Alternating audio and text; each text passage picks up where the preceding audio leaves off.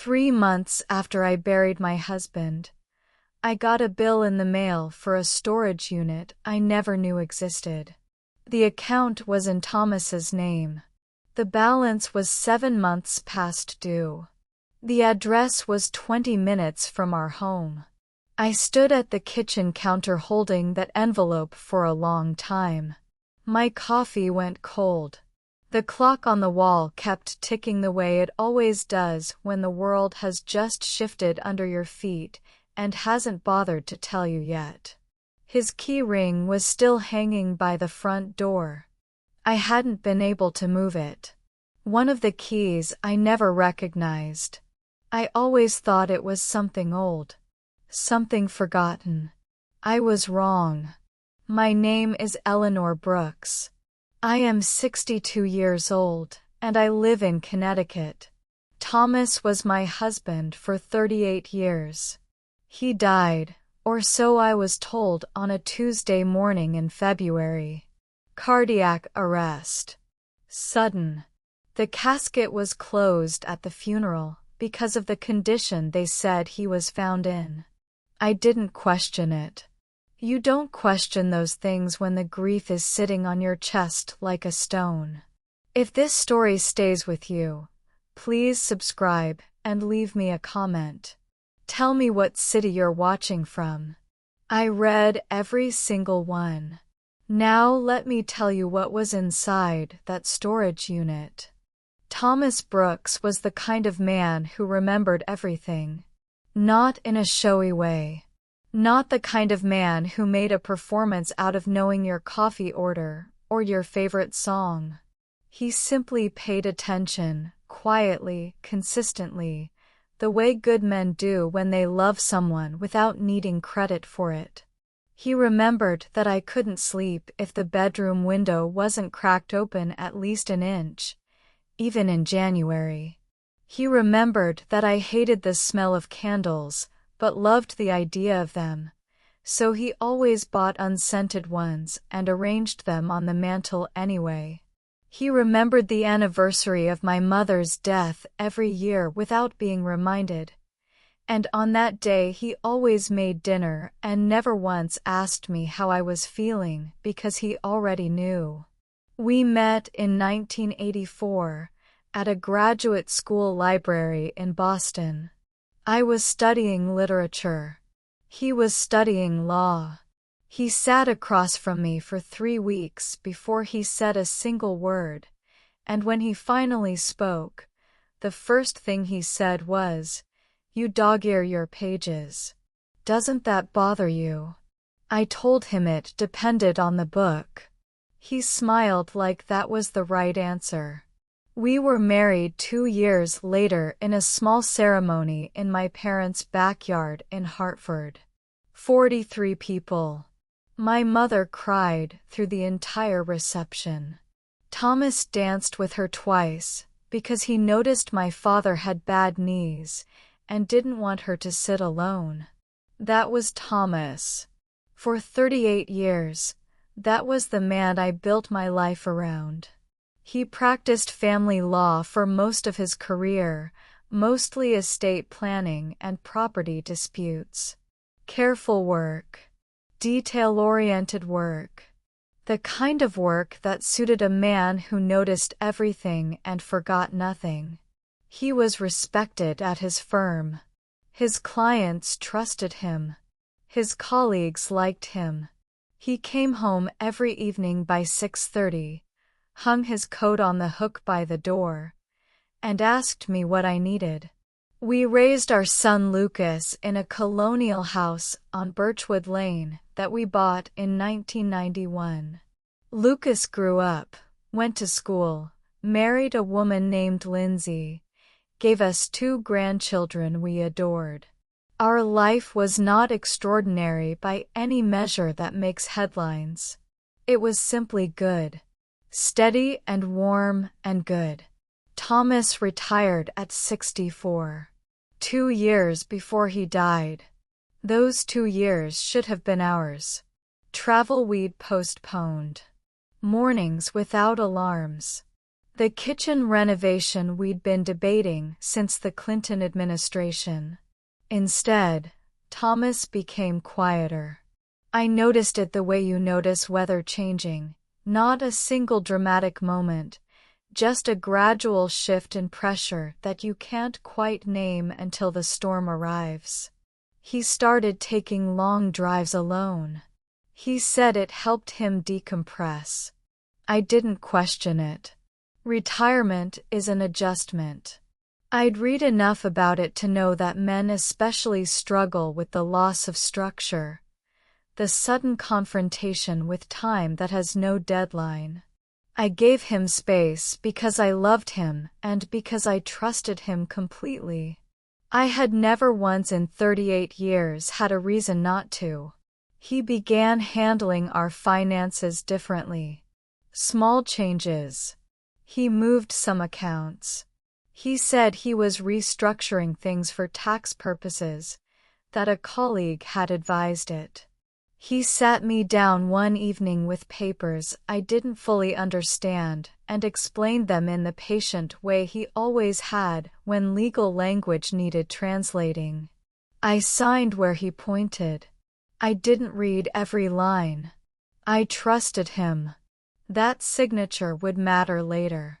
I didn't know it yet. In October of last year, Thomas started losing weight. Not dramatically at first. His face became a little sharper. His suits fit differently at the shoulders. He said he was watching what he ate, that his doctor had suggested it. I cooked lighter meals. I bought better olive oil. I thought I was helping. By December he seemed tired in a way that sleep didn't fix. He moved more carefully around the house, like a man conserving something. I asked him twice to see a specialist. He said he had an appointment scheduled. He said everything was fine. On the 14th of February, and yes, I am aware of the date. I have thought about it every day since. Thomas kissed me on the cheek before I left for my book club and told me he loved me. By the time I came home, he was gone. The neighbor across the street found him in the driveway. They said it appeared to be cardiac arrest. Sudden and severe. By the time the ambulance arrived, there was nothing to be done. The funeral was 10 days later. Lucas handled most of the arrangements, because I could barely stand up without holding onto something. The casket was closed. The funeral director told us it was advisable given the circumstances of how long Thomas had been outside before being found. I accepted this. Lucas accepted this. We were grieving. You accept things when you are grieving because the alternative is asking questions you don't have the strength to survive. 400 people came to the service. I sat in the front row and stared at a mahogany box and tried to understand that the man I had loved for 40 years was inside it. 3 months later, I got a bill in the mail for a storage unit that had been rented in Thomas's name for over 2 years.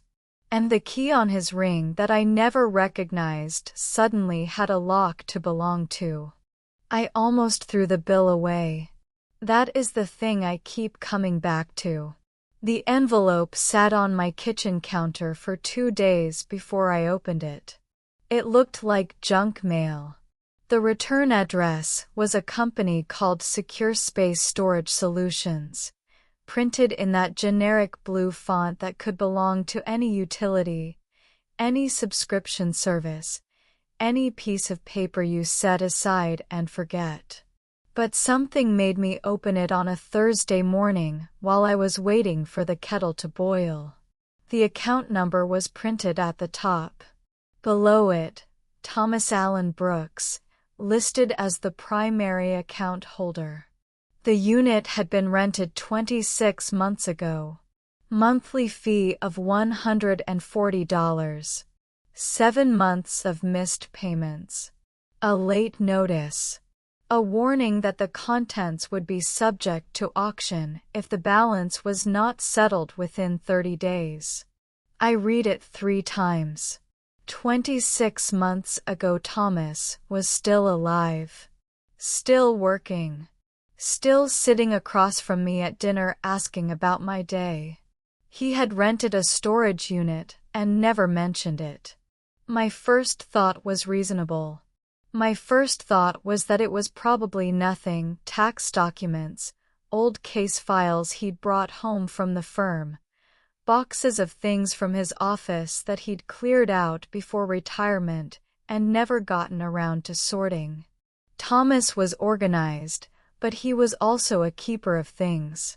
Old journals. Law school textbooks he hadn't opened in 30 years. His father's tools in a canvas bag that had moved with us through 4 houses. I told myself it was something like that. I told myself that for approximately 48 hours. Then I took the key ring from the hook by the front door. I had kept it there because I couldn't explain why, but I couldn't move it. In the months since Thomas died, that key ring had become something I touched every morning when I passed it. Not deliberately. Just the way your hand finds familiar things without instruction. His house key. His car key, though the car was gone now. A small brass key for the fireproof box in the closet where he kept our passports and insurance documents. A loyalty card for a hardware store he went to maybe twice a year. And one key I had never been able to place. Slightly older than the others.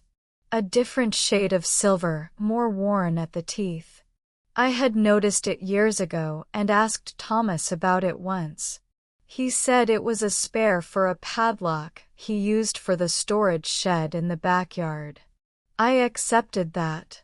I never tested it against the shed padlock because I had no reason to. I held it now and looked at the bill with the Secure Space logo. I put the key in my coat pocket. I told myself I was just going to drive past. Just to see the place. Just to confirm my reasonable explanation before I called Lucas and mentioned it. I did not call Lucas first. Looking back, I understand why. Something in me already knew that whatever was in that unit was not something I wanted my son in the room for when I found it. The Secure Space facility was on a commercial strip 22 minutes from our house. I had driven past it dozens of times over the years without registering it. One of those businesses that exists in plain sight and disappears into the backdrop of ordinary errands. I pulled into the parking lot on a Friday morning. The sky was the flat gray of early March, the kind of sky that makes everything look provisional, like the world is waiting to decide what kind of day it wants to be. The office was staffed by a young man named Derek according to his name tag. He had the careful politeness of someone trained to be neutral around people in difficult situations. Storage facilities see a lot of grief. Estate cleanouts. Divorces. People arriving alone to go through the belongings of someone who will not be coming back. I showed him the bill. I explained that my husband had passed and that I was handling his affairs. I showed him my driver's license, our marriage certificate which I had thought to bring without fully knowing why, and a copy of the death certificate that I had started carrying in my purse in those early months, because you need it more than you expect. He checked the account. He confirmed Thomas was the holder. He looked at my paperwork, looked at me, and nodded. Unit 41, he said. Down the second corridor, turn left. You'll see it.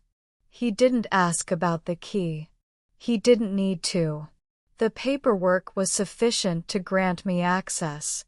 I thanked him and walked through the heavy door into the corridor. The hallway smelled like climate-controlled air and concrete. Fluorescent lights ran the length of the ceiling, buzzing faintly. The units were metal roll-up doors painted orange, each with a number stenciled in black. I walked slowly. My footsteps echoed. Unit 41 was at the end of the left corridor, slightly larger than the ones on either side. The padlock was the same dull silver as the key in my pocket. I stood in front of it for a moment longer than necessary. Then I put the key in the lock. It turned on the first try. I lifted the door. The unit was not full. That was the first thing I noticed. It was not the overflowing chaos of someone who had stuffed things in without thought. It was organized, deliberate. The kind of arrangement a careful man makes when he knows exactly what he is doing. Along the left wall, 4 banker boxes stacked too high, each labeled in Thomas's handwriting with a marking pen. The labels were not file names I recognized. They were not case numbers or tax years. They were names. First names only. A woman's name on each box. Catherine, Diane, Ruth, Margaret. I stared at those boxes for a long time without moving. Against the back wall, a small folding table held a laptop in a case. Beside it, a fireproof document box, smaller than the one we kept at home, with a combination lock rather than a key. On top of the document box, a manila envelope, unsealed, flap tucked in.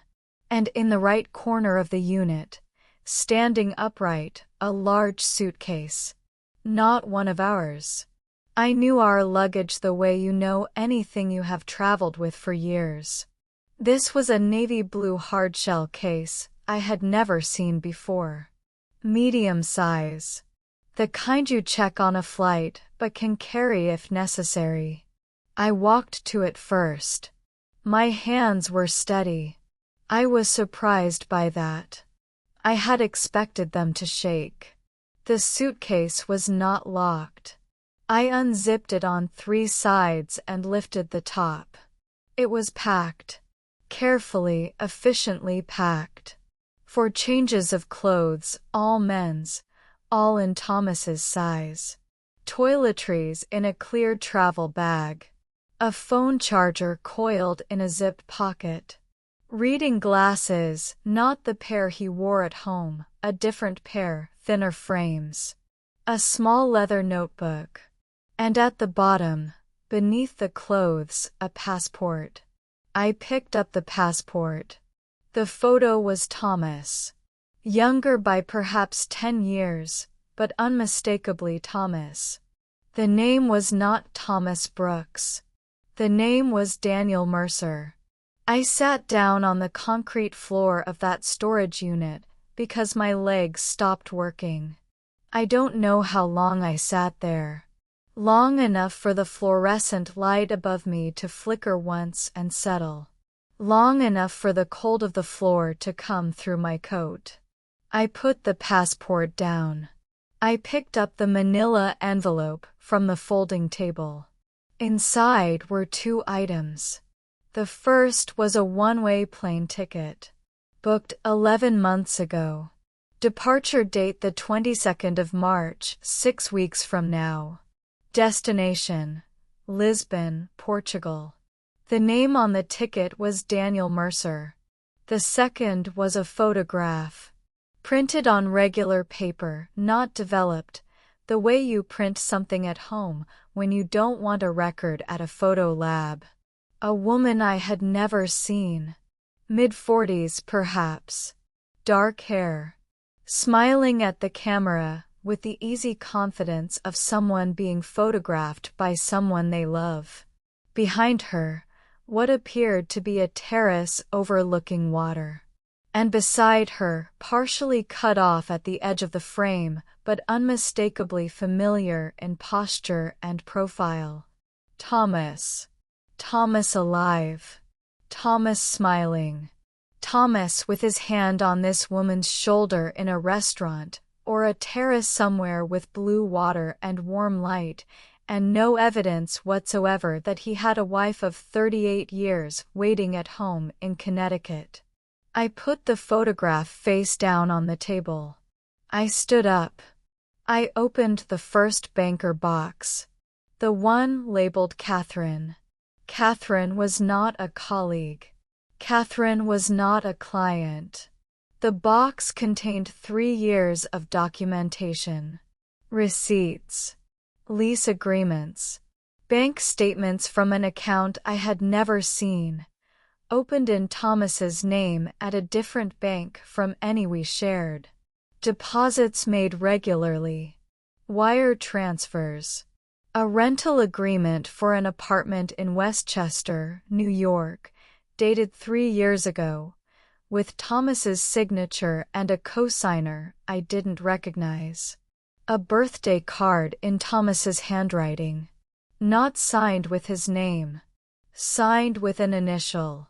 D. For a moment I couldn't understand why D. Then I remembered the passport. Daniel. I set the card down and opened the second box. Diane. Similar documentation, but older. Stretching back further. A different city. A different account. The same careful organization. I did not open Ruth or Margaret. I sat on the edge of the folding table and looked at the packed suitcase. The plane ticket. The passport in the name of a man who did not exist. Thomas had not died. Thomas had planned to disappear. And then something had gone wrong with the plan. Or something had gone right, depending on how you look at it, depending on which version of Thomas Brooks you believed in. The one who kissed me on Valentine's Day morning and told me he loved me. Or the one who had a packed suitcase and a false passport and a one-way ticket to Lisbon that he never got to use because his heart stopped in our driveway before he could get to the airport. The grief I had been carrying for 3 months shifted shape entirely. It didn't get lighter. It got stranger. More complicated. A different weight in a different place. I stood in that storage unit for what I know was at least another hour. Going through the laptop case, password protected, which I expected. Noting the combination lock on the document box, which I didn't try to open yet. Photographing everything with my phone, page by page, methodically, the way Thomas himself would have done. I had been married to a careful man for 38 years. I had learned something from it. When I finally rolled the door back down and snapped the padlock shut, I stood in the fluorescent corridor and did something I hadn't done since the morning after the funeral. I called my attorney. Not Lucas. Not my sister. Not my closest friend. My attorney. A woman named Patricia Hale, who had handled our wills 12 years ago and who I had not spoken to since. I found her number in my phone. I stood in the parking lot of a storage facility in the March cold, and when she answered I said, "Patricia, it's Eleanor Brooks, Thomas's wife. I need to see you today if possible. I've found something and I need to understand what it means legally before I speak to anyone else." There was a brief pause. "Can you be here at 2?" she said. "Yes," I said. "I can be there at 2. I got in my car. I sat for a moment with both hands on the wheel. The key with the worn silver teeth was in my coat pocket. The key Thomas had told me was for the shed in the backyard.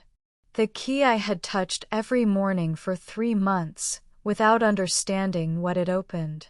I started the engine. I had 6 weeks before a dead man's plane ticket expired. I intended to use every one of them. Patricia Hale's office was on the fourth floor of a building downtown that smelled like old carpet and central heating. I had always liked her. She was in her late 60s, practical in the way that women who have spent decades in law tend to become practical, not cold, but efficient, with a precision that felt like a form of respect. She met me at the door herself. She had already cleared her afternoon. I laid everything on her conference table.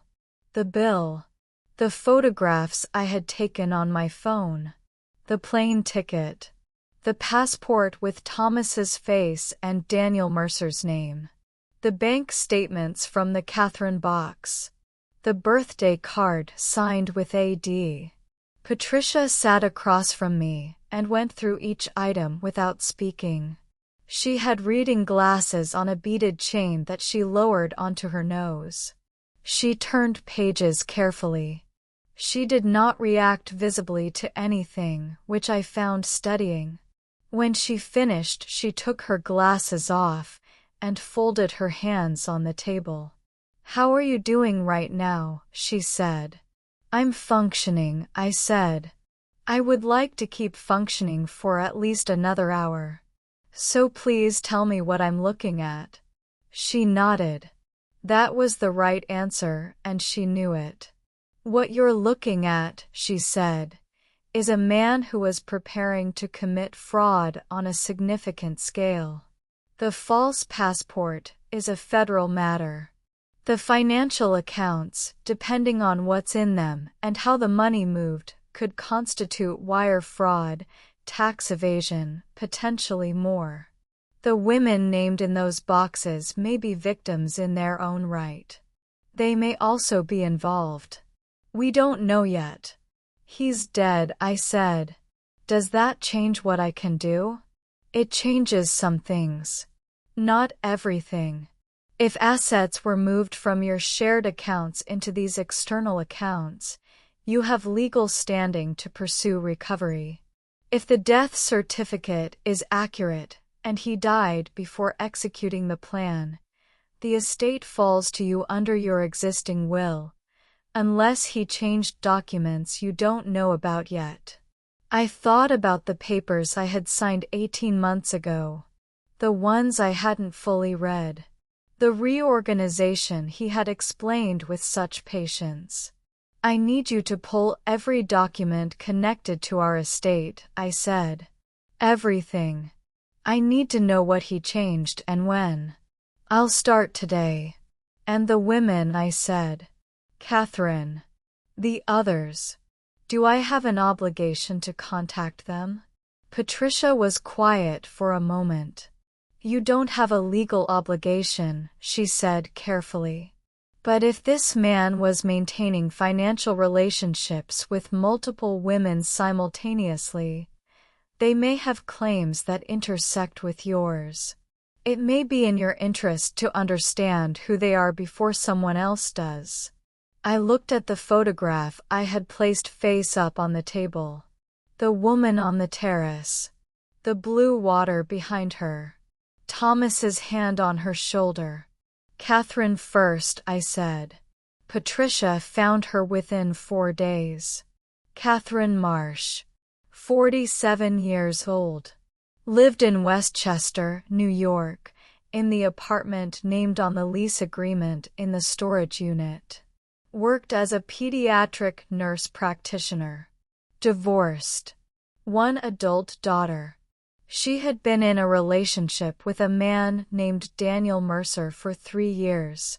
Patricia made the initial contact through a carefully worded letter explaining that we were handling the estate of a deceased individual and had reason to believe she may have relevant information. She included a phone number. Catherine called within 2 hours of receiving it. I took the call in Patricia's conference room.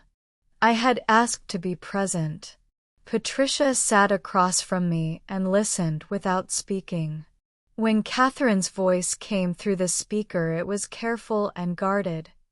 The voice of someone who has been told something is wrong but doesn't yet know what shape the wrong is going to take. "This is Catherine Marsh," she said. "I received your letter. You said this was regarding an estate." "Yes," I said. "My name is Eleanor Brooks.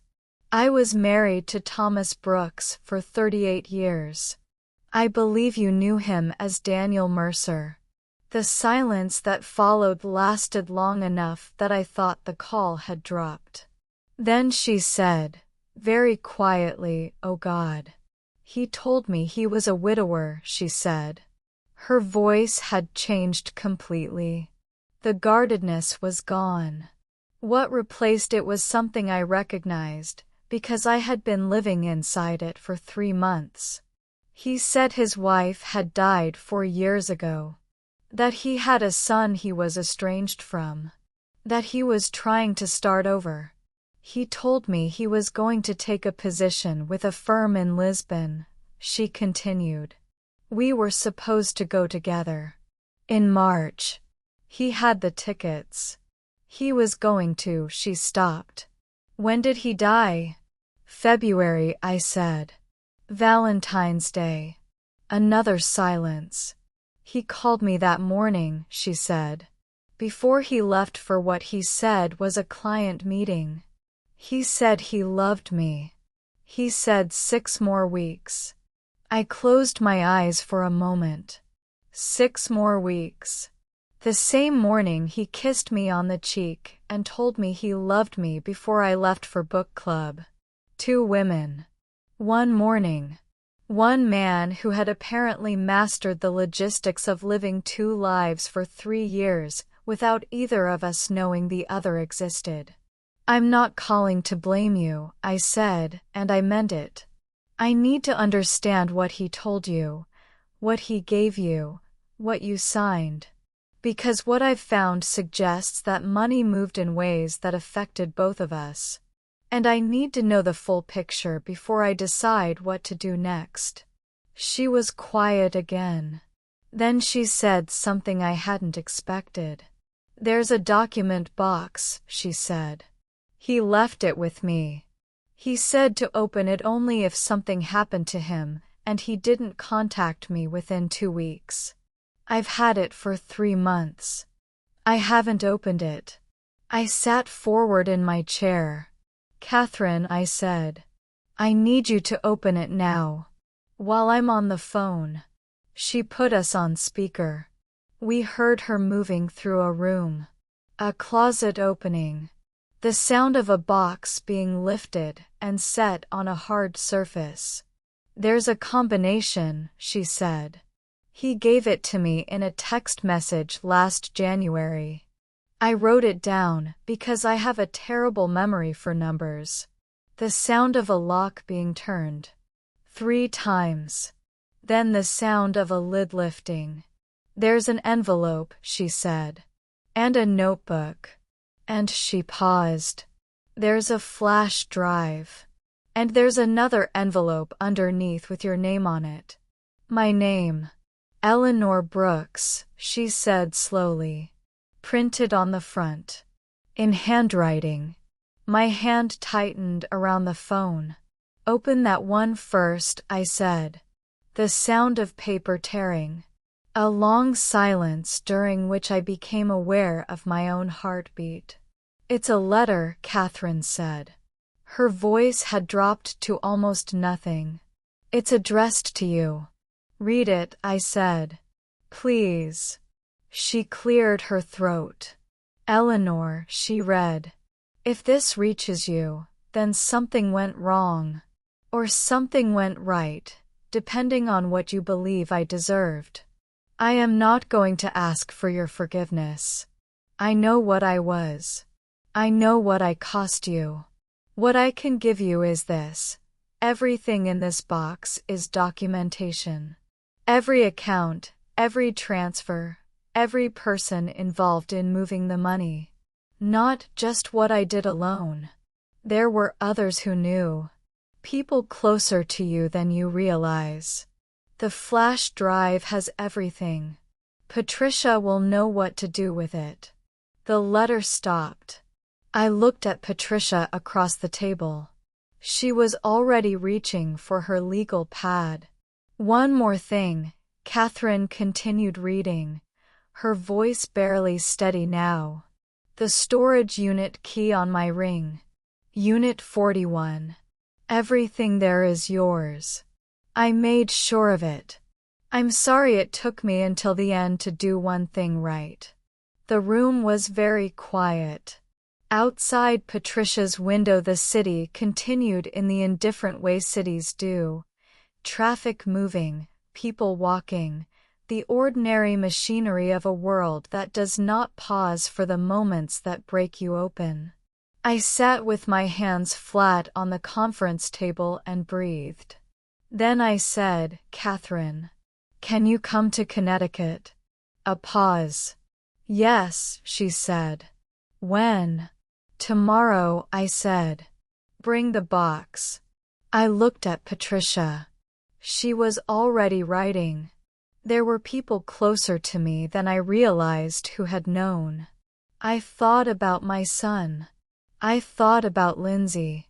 I thought about the papers I had signed without reading while Thomas translated the legal language with such patience. I thought about what Thomas had just told me, through a stranger's voice, in a letter written by a man who had planned to disappear. People closer to you than you realize. I understood then that the storage unit was not the end of what I needed to find. It was the beginning. Catherine Marsh arrived at Patricia's office the following afternoon at 1 o'clock. I had expected to feel something complicated when I saw her. Anger, perhaps. Or the particular grief of seeing the shape of your husband's other life standing in front of you in a wool coat and sensible boots. What I actually felt was closer to recognition. She was a careful woman. You could see it in the way she moved, the way she held the document box with both hands, the way she looked at me directly without flinching even though she clearly wanted to. She was not what I had imagined. She was simply a woman who had been lied to, which made two of us. We shook hands. We sat across from each other at Patricia's conference table. We did not pretend the situation was anything other than what it was. I need to ask you something before we start, Catherine said. She had the box in front of her, hands resting on the lid. Did you know? About any of it? About me? No, I said. She studied my face for a moment. Then she nodded. Neither did I, she said. About you. We opened the box together. The flash drive was a standard thumb drive, black, unremarkable. Patricia had an IT contact she trusted completely. A woman named Sandra who arrived within the hour and worked in the corner of the conference room with quiet focus, while Catherine and I went through the notebook. Thomas's handwriting filled it from cover to cover. Dates, amounts, account numbers, initials. A man who had spent his career in law documenting everything had apparently been incapable of abandoning the habit even when documenting his own crimes. The picture that emerged was this. For 7 years, not 3, not the length of his relationship with Catherine, but 7 years, Thomas had been systematically moving money from our shared assets into a network of accounts held under the name Daniel Mercer. Small amounts at first, calibrated to stay below reporting thresholds. Then larger transfers, disguised as investment vehicles and estate restructuring. The papers I had signed without reading 18 months ago had redirected the proceeds of 2 investment accounts and a portion of our home equity into a trust one had never heard of, controlled entirely by Daniel Mercer. The total amount was not small. Patricia said the number quietly when Sandra confirmed it from the flash drive. I heard it. I recorded it in some part of my mind that was still functioning practically. I did not react because I had moved beyond the point where numbers produced reactions. I was in the part of grief that is simply data. Simply the accumulation of facts that you must understand before you can decide anything. There's more, Sandra said from the corner. She turned the laptop so we could see the screen. The flash drive contained not only financial records but correspondence. Emails from an account none of us had seen, accessed through a server that had been routing through a VPN. Thomas had been thorough. But a man who documents everything eventually documents too much. The emails were between Thomas and two other people. The first was a man named Gerald Whitmore, a financial advisor Thomas had used professionally for 11 years. A man who had sat in our kitchen for dinner twice. A man who had sent a flower arrangement to Thomas's funeral with a card that said with deepest sympathy, "You will be missed." Gerald Whitmore had not only known about the accounts. He had helped structure them. The second correspondent was someone whose name I recognized immediately and whose involvement rearranged everything I thought I understood about the last 3 months of my life. The name was Lindsay, my son's wife. I asked Patricia to give me 5 minutes alone in the conference room. She took Catherine and Sandra into the hallway without a word. I sat at the table with the laptop in front of me and read every email between Thomas and Lindsay from the beginning. The oldest was dated 19 months ago. A month after Thomas had asked me to sign the estate restructuring papers. Lindsay had written to the Daniel Mercer account asking when the funds would be accessible. Thomas had responded with a timeline. A careful, specific timeline with dates and account numbers and instructions for what Lindsay should do once the transfer completed. She had known for 19 months. She had sat at my dinner table for 19 months. She had brought the grandchildren to visit. She had held my hand at the funeral. She had stood beside Lucas in the front row while we buried an empty casket. And she had known that the man inside it was not dead, that he was planning to disappear, and that the money he was taking belonged to me. There were 37 emails. I read all of them. In the final one, sent 4 days before Thomas died, Lindsay had asked a single question. What happens to our arrangement if something goes wrong on your end? Thomas had responded the same day. Nothing changes. The trust is already established. The accounts are already moved.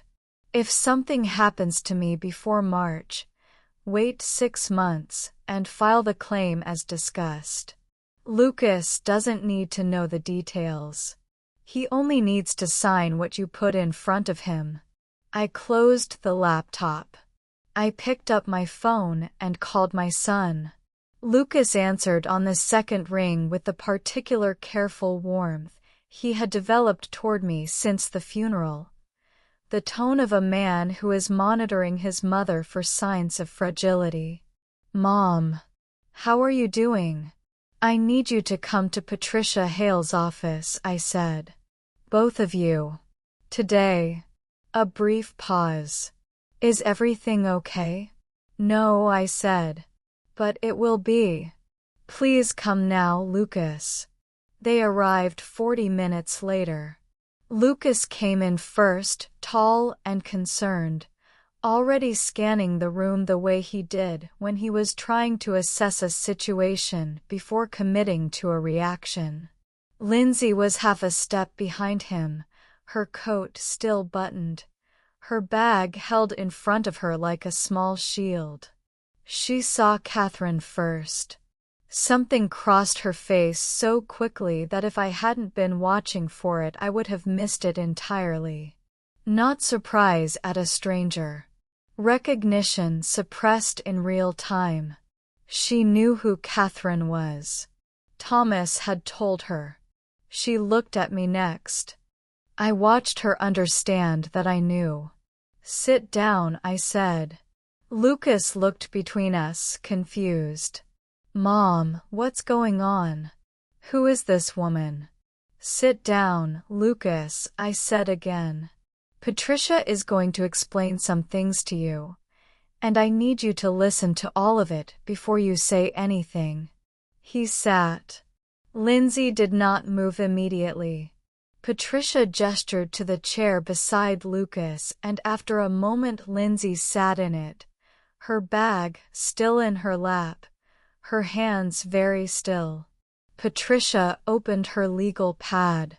"Over the past 48 hours, she began, we have recovered documentation from your father's estate that indicates a pattern of financial fraud conducted over a period of approximately 7 years. The total amount redirected from assets belonging to your mother is significant. We have correspondence connecting this activity to a financial advisor named Gerald Whitmore, who we will be reporting to federal authorities today." Lucas had gone pale. "What are you saying?" "My father." "Your father was planning to leave," I said. "He had a false passport and a plane ticket to Lisbon. He had another identity he had been maintaining for at least 3 years. He was not alone in this. He had help." I looked at Lindsay. She was looking at the table. "Lindsay," I said. Her name in my mouth felt like a door being closed. "I have read every email." The silence in the room was complete. Lucas turned to look at his wife very slowly, the way you turn towards something when part of you already knows what you are going to see. "What does she mean?" he said. His voice was careful and quiet.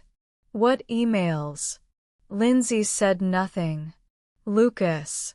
His name broke something in me to say, because he was my son, and he was about to have his life reorganized entirely through no fault of his own, and I could not protect him from it.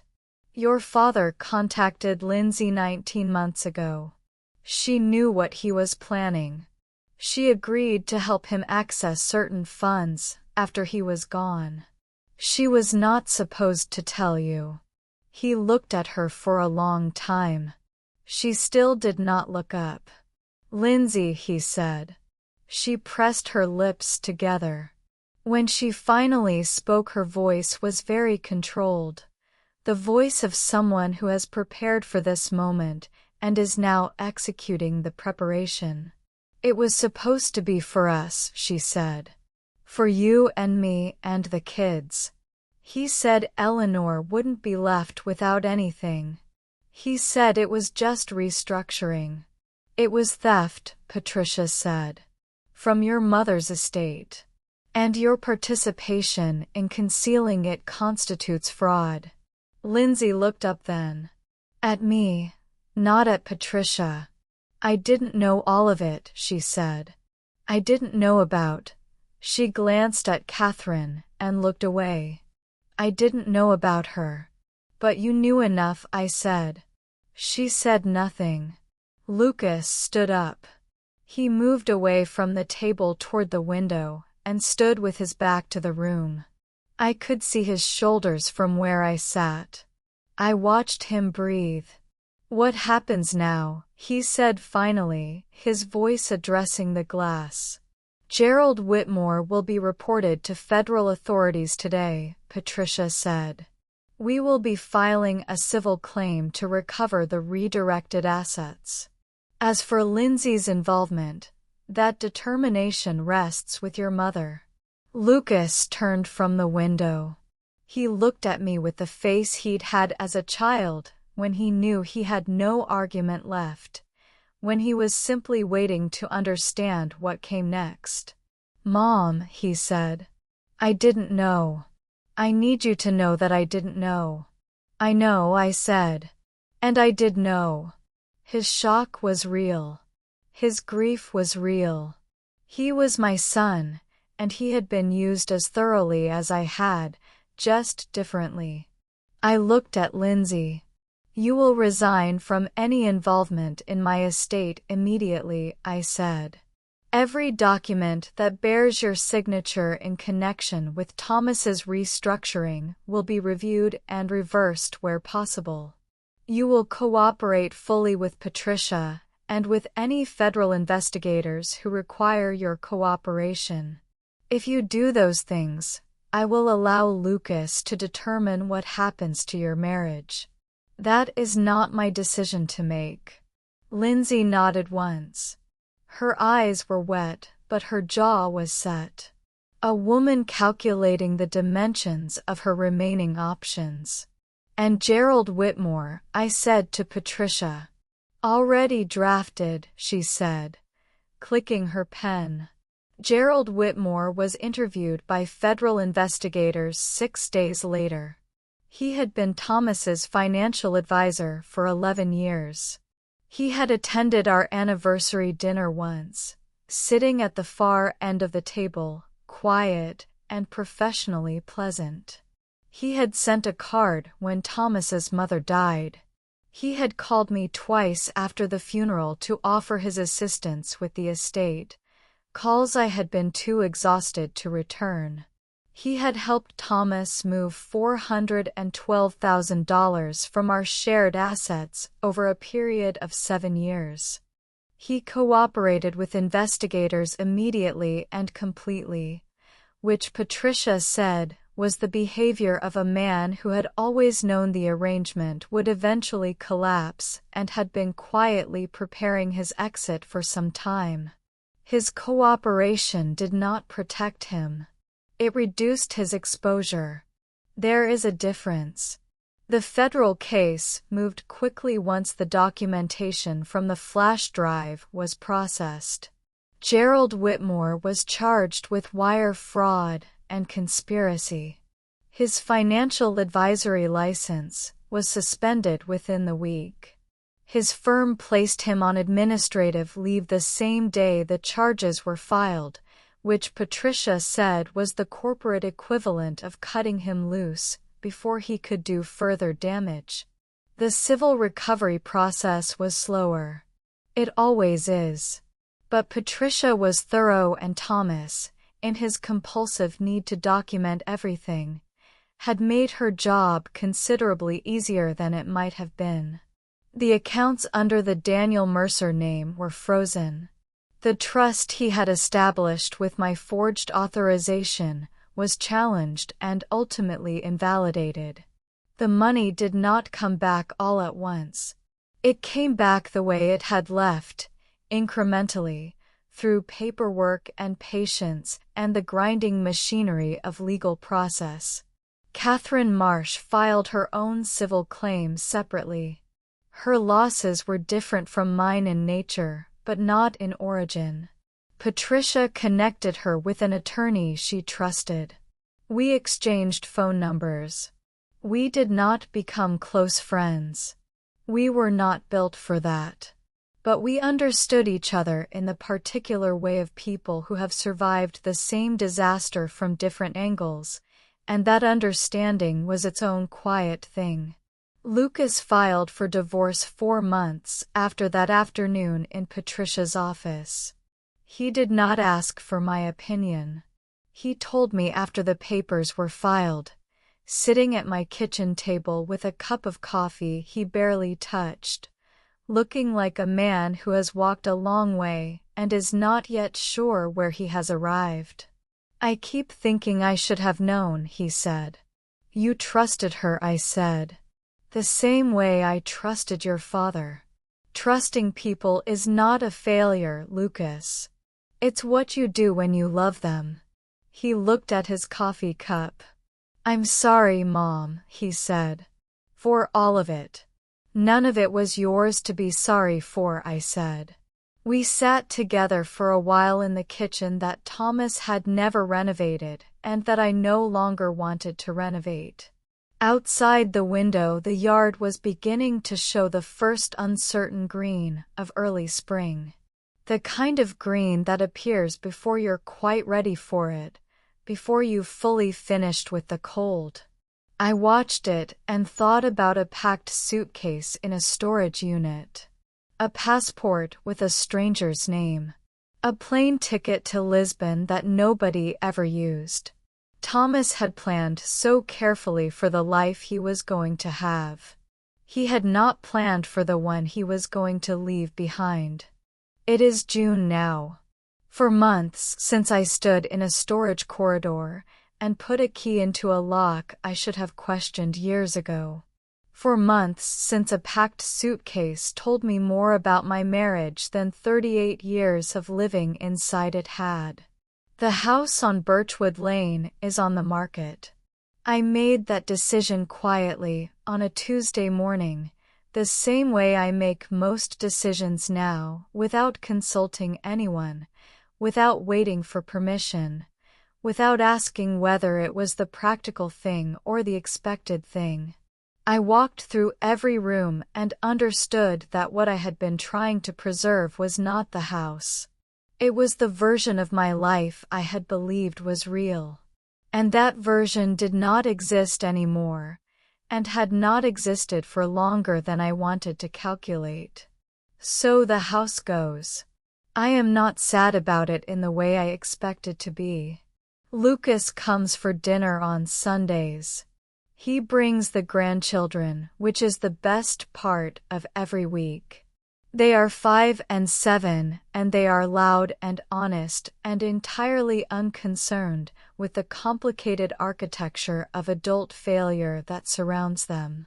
They eat everything on their plates and argue about things that matter to them, and fall asleep on the drive home. I watch them from the front door as Lucas buckles them into their seats, and I think that whatever Thomas destroyed, he did not destroy this. That is not nothing. That is, in fact, considerable. Lindsay is in a city 3 states away. I do not know the details, and I have not asked for them. Lucas mentions her only when necessary, and I follow his lead. There is grief there that belongs to him alone, and I respect the boundaries of it. Gerald Whitmore accepted a plea agreement in May. 18 months, minimum security, full restitution.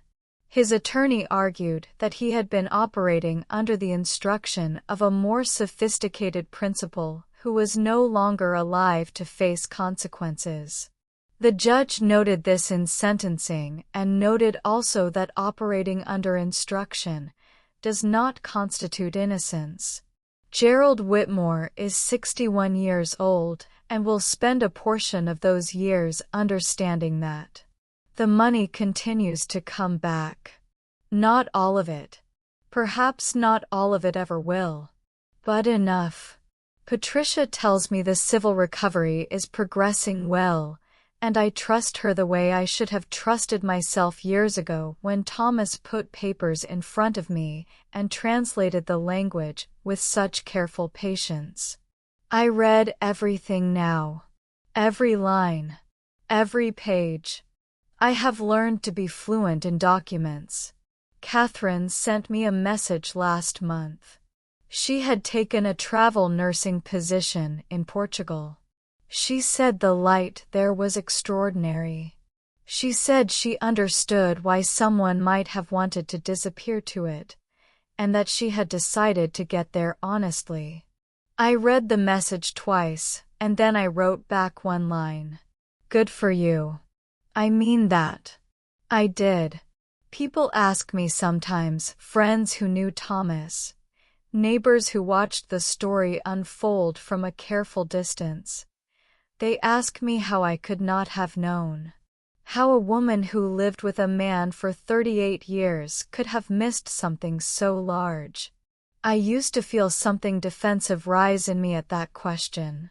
Now I simply answer it honestly. You miss things when you trust completely. That is not stupidity. That is love operating the way love is supposed to operate, which is without constant verification. Thomas understood that. He used it. He built 7 years of deception on the foundation of 31 years of genuine trust, and he understood that the genuine years were what made the deception possible. That is not my failure. That is his. I spent 3 months after the funeral grieving a man. Then I spent several more months grieving the version of that man I had believed in. Those are 2 different kinds of grief, and they do not resolve on the same timeline. I am still somewhere inside the second one. I expect to be for a while. I have stopped expecting grief to behave according to a schedule. What I know now that I did not know on the morning I opened that storage unit is this. A packed suitcase is not just luggage. It is a decision. It is the physical evidence of a choice a person made about who mattered and who didn't. Thomas packed that suitcase. He zipped it shut. He stored it 22 minutes from our home, and he paid the rent on it for almost 2 years, while he sat across from me at dinner and asked about my day. That is a choice. A sustained, deliberate, daily choice. And my choice, the one I make now, every morning, in a life that is smaller and quieter and entirely mine, is not to let his choices define the remainder of my story. I gave 38 years to a man who was keeping a suitcase in a storage unit. I intend to give whatever years remain to someone who deserves them. Myself. If you are watching this and you have ever signed something you didn't fully read because you trusted the person who handed you the pen, please hear me. Read it. Every line. Love does not require you to be uninformed. Trust does not mean surrender. You can love someone completely and still know exactly what you are signing. And if you have ever found something that rearranged everything you thought was true, a letter, a document, a key to a lock you didn't know existed, know that the rearranging, as brutal as it is not the end of you. It is, in the most painful possible way, the beginning of something honest. I am Eleanor Brooks. I am 62 years old. I live in Connecticut in a house that is on the market and a life that is no longer built on someone else's architecture. I am still standing. That is enough for now. Tell me where you are watching from. And tell me, have you ever trusted someone so completely that you stopped asking questions? I read every comment. I want to know I am not alone in this. Because I don't think I am.